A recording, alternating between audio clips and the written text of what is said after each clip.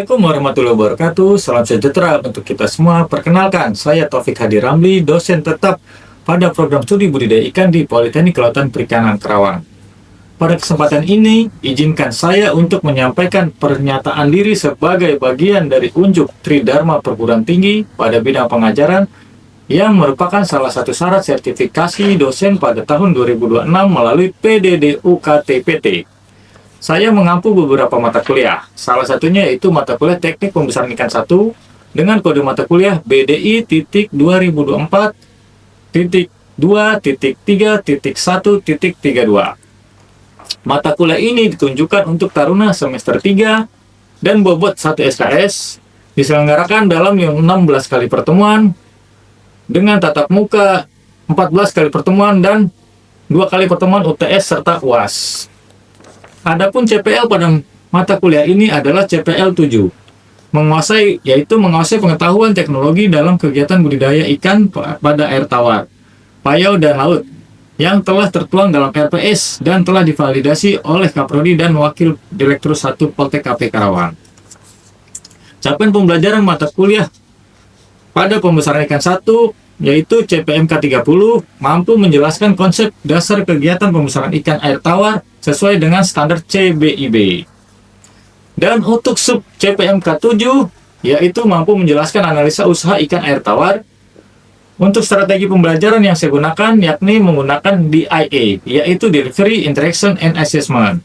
Untuk delivery saya menyampaikan materi serta RPS yang dapat diunduh oleh taruna melalui e-learning di web Poltek KP Karawang serta interaksi langsung secara tatap muka untuk mendukung pemahaman taruna.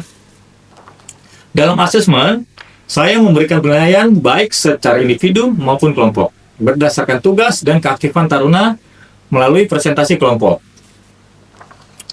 Pembelajaran yang saya lakukan adalah metode ceramah, diskusi, dan presentasi serta teknik penilaian meliputi partisipasi aktif, observasi ataupun tugas, tes tulis, UTS, serta UAS. Bobot penilaian pada mata kuliah Teknik Pembesaran Ikan 1 yaitu aktivasi partif dan kuis sebesar 5%, tugas sebanyak 10%, UTS serta UAS yaitu sebanyak 40%.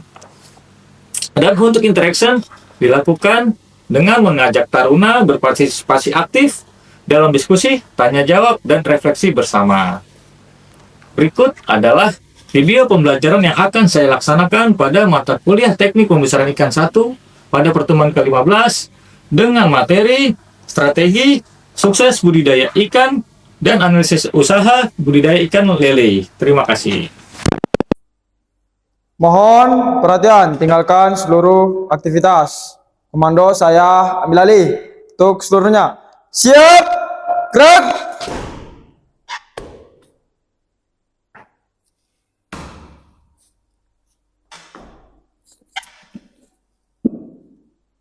Lapor ternama dia berjumlah 21, hadir 21, keterangan lengkap, siap mengikuti perkuliahan. Lanjutkan.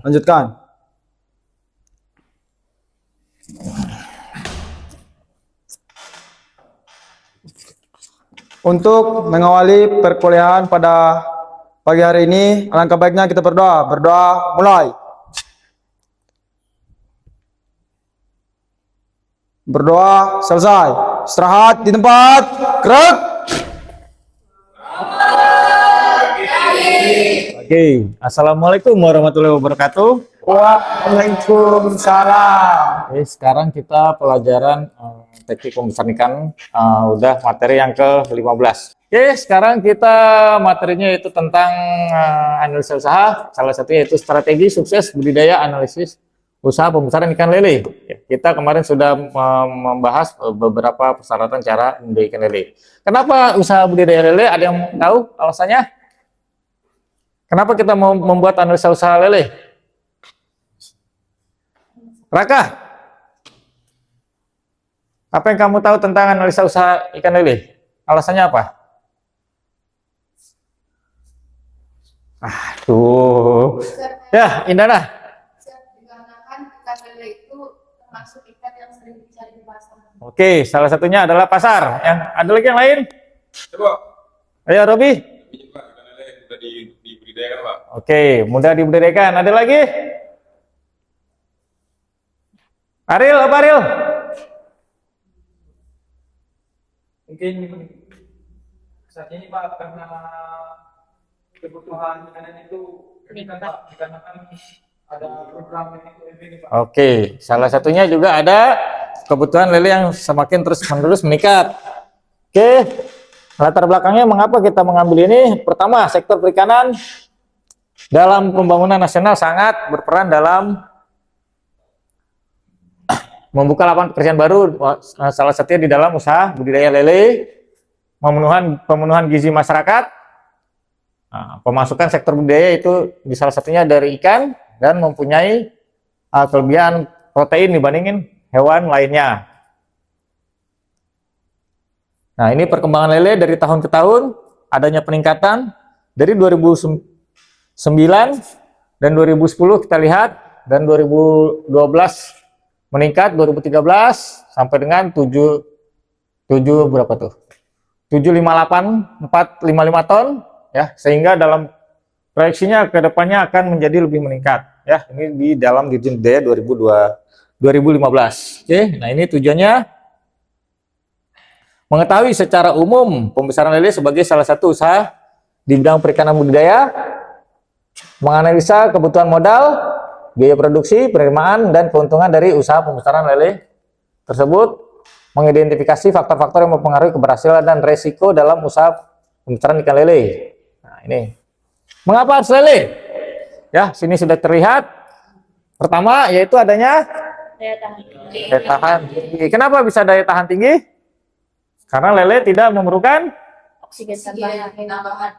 Oke, coba siapa? Siti Nur Azizah. Kenapa lele punya daya tahan tinggi? Tadi saya nggak dengar tadi, gimana? Karena teknologi fleksibel tidak membutuhkan oksigen tambahan, Pak. Oh, tidak membutuhkan teknologi tambahan ya, kecuali dengan padat tebar yang tinggi ya. Terus teknologi fleksibel bisa apa aja? Teknologi dalam budidaya lele? Adanya bioflok ataupun sistem RAS dan lain sebagainya. Permutaran modal cepat hanya butuh 3 sampai 4 bulan untuk dalam pembesaran, dan serapan pasarnya sangat banyak ya. Salah satunya yaitu pasti kalian pernah makan di dalam pecel ya. Hanya ada pecel lele ya. Kan tidak ada pecel nila dan lain sebagainya ya. Oke. Ini prosesnya usaha budidaya lele, adanya persiapan Wadah. ya, persiapan wadah ataupun lahan, adanya penebaran, monitoring, pasti ada monitoring terus, dan pengolahan. Apa aja yang harus dimonitoring? Kualitas air dan monitoring sama penyakit, pakan dan Tumbuhan. pengendalian hama penyakit, dan adanya pemanenan dan pasca. Ini gambar usahanya. Usaha pembesaran lele merupakan kegiatan budidaya lele hingga ukuran konsumsi itu dari berapa sampai berapa? 6 sampai dengan 9 ataupun 10 tergantung permintaan pasar. Oke, cocok dijalankan dalam usaha kecil hingga besar dan modalnya juga tidak terlalu tinggi ya. Oke. Nah, ini faktor-faktornya kita sudah bahas ya. Antara lain kualitas airnya tidak signifikan, pH cukup dari 6,5 sampai dengan 8. Ya, pergantian air tidak secara berkala jika kondisi air tidak memungkinkan. Ya, benih lele yang berkualitas yaitu. Terus apa lagi, Justin? Tidak cacat, lanjut. Apa lagi? Bukan seragam. Kalau pakan apa? Abdul, Said. Pakan yang untuk lele apa aja yang bagus? Pakan yang berkualitas. Oke, contohnya pakan yang berprotein. Oke, terus sesuai dengan kebutuhan ikan. Sesuai dengan bukaan mulut. Oke, dan waktu pemberian harus teratur dan sesuai ya. Ini masuknya nanti ke F. Oke, ini manajemen budidayanya harus tepat, adanya pada tebar sesuai dengan kapasitas. Misalnya di dalam antara kolam apa namanya?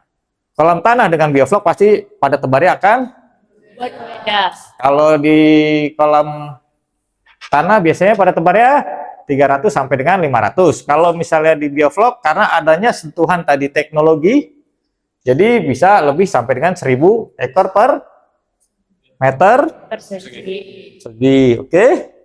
Next, tetap kita melakukan kalau misalnya pembesaran ikan harus ada penyortiran. Apa gunanya penyortiran?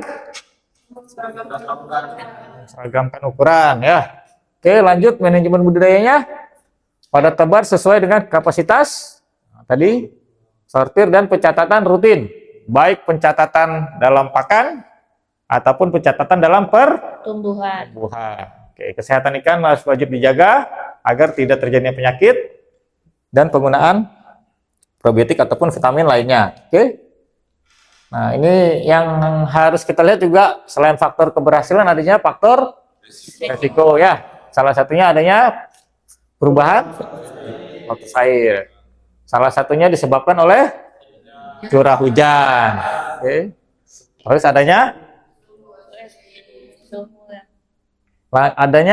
amoniak tinggi. Apa disebabkan oleh apa amoniak tinggi?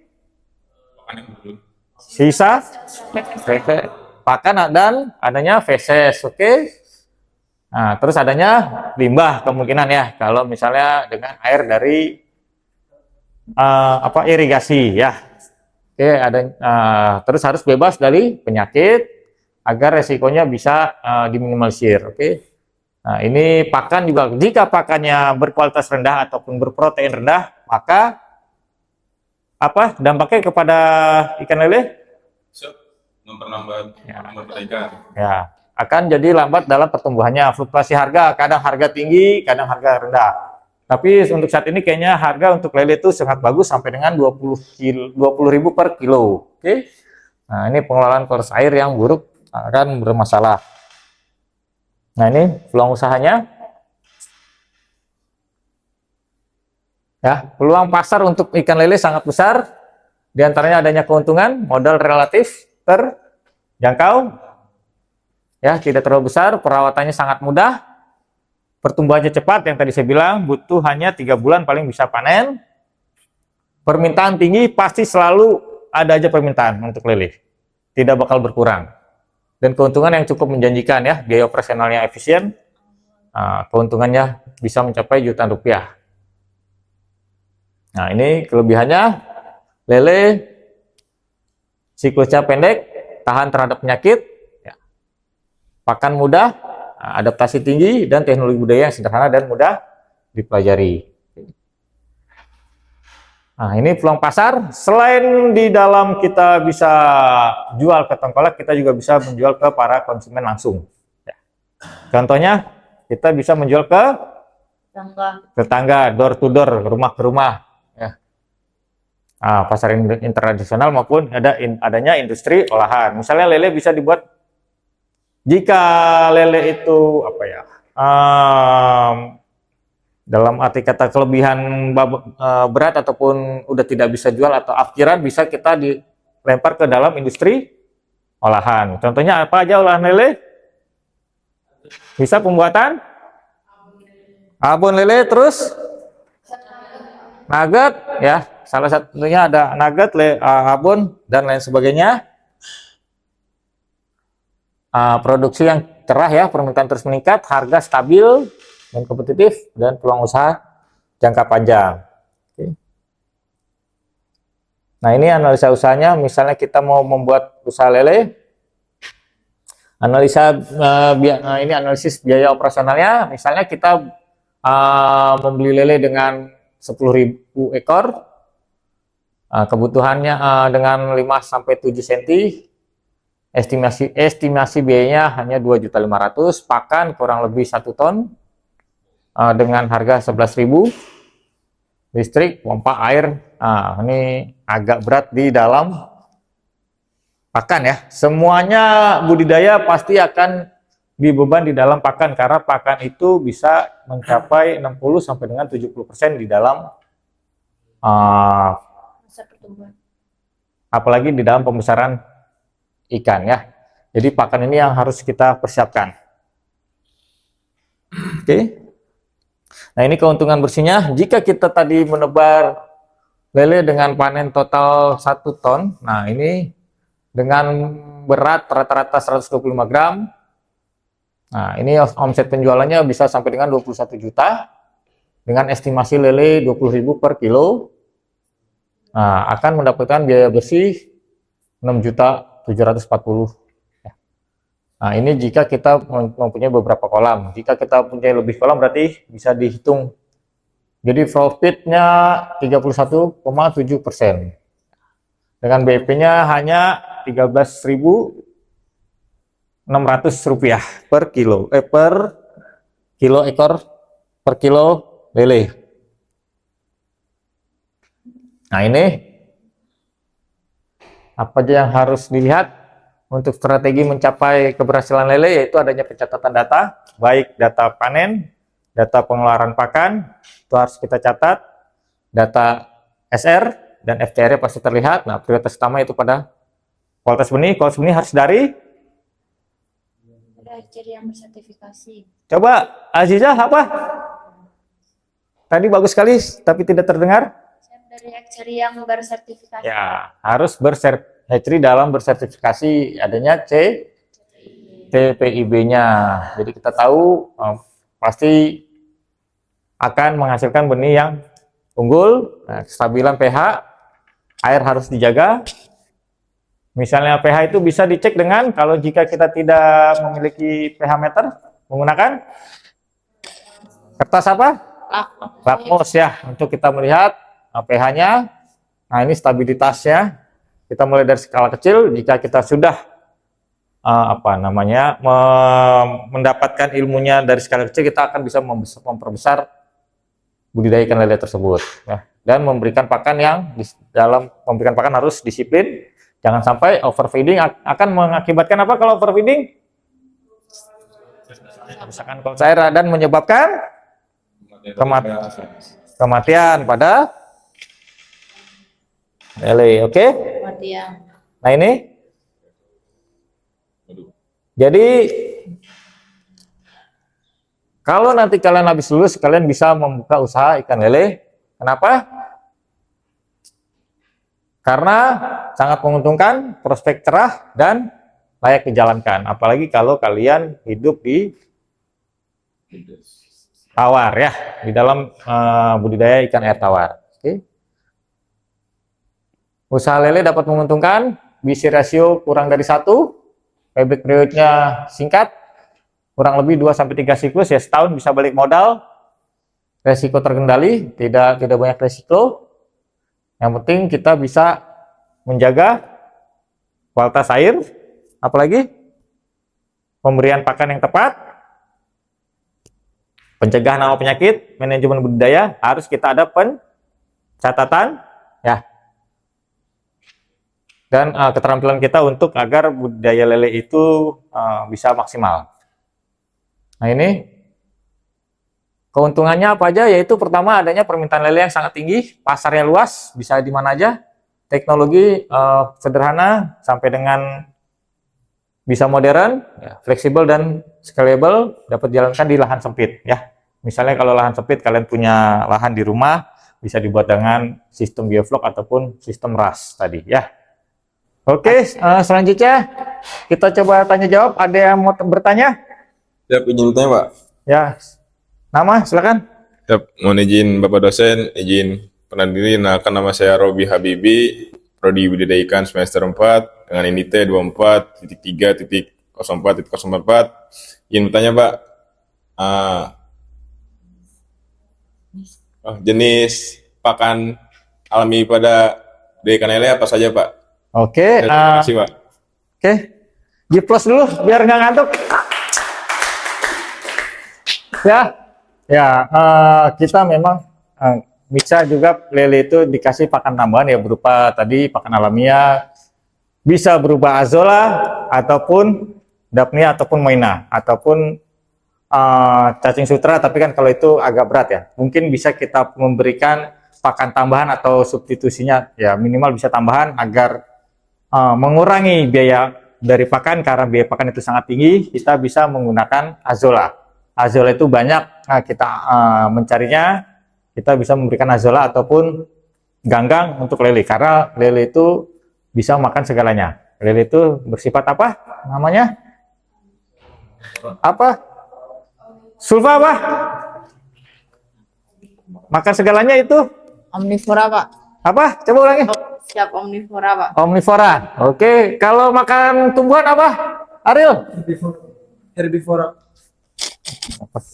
Siap, herbivora, Pak. Oke, herbivora. Kalau makan daging apa? Jalan. Siap, karnivora, Pak. Oke, G plus dulu semuanya. Ada lagi pertanyaan? Apa cukup? Oke. Justin, mau bertanya apa? Coba. Siap, Sama. mohon izin Bapak Ibu dosen. Perkenalkan, nama saya Justina Meo, Prodi Budidaya Ikan semester 4 dengan NIT 24.03.04.049. Mohon izin bertanya, Pak. Tadi kan Bapak menjelaskan tentang analisis usaha budidaya pada ikan lele ya, Pak.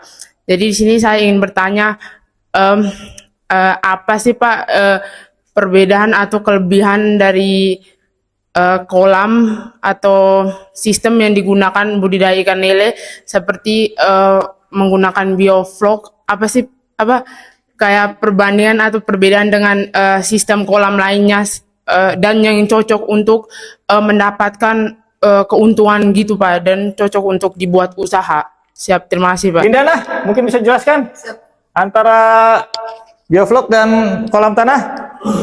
Siap, mohon izin Pak. Ya. Saya mohon izin menjelaskan Pak. Ya, Perkenalkan, silakan. nama saya Indana Fitriatul Maulidia, Prodi BDI semester 4.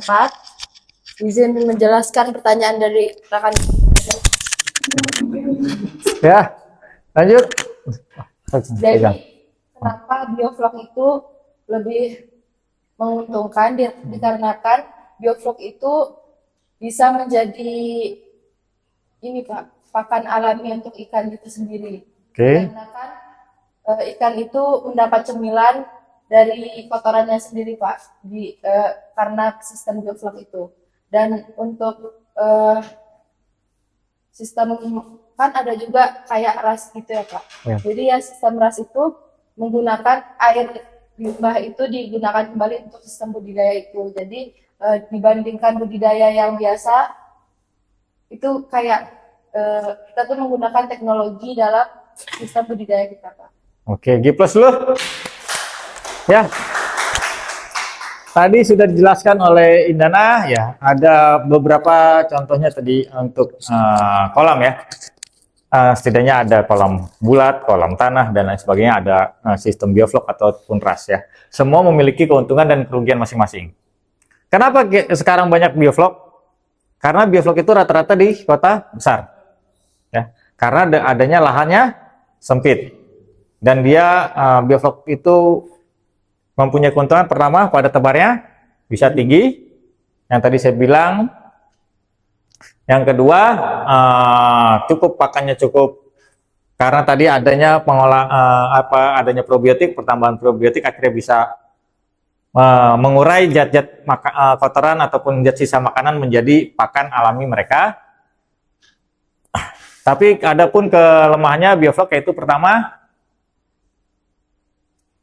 listrik, penggunaan listrik. Nah, yang kedua harus mempunyai genset agar tidak terjadi kematian listrik yang mengakibatkan bisa kematian massal pada lele. Ya, itu mungkin itu aja. Ada mau ditambahkan?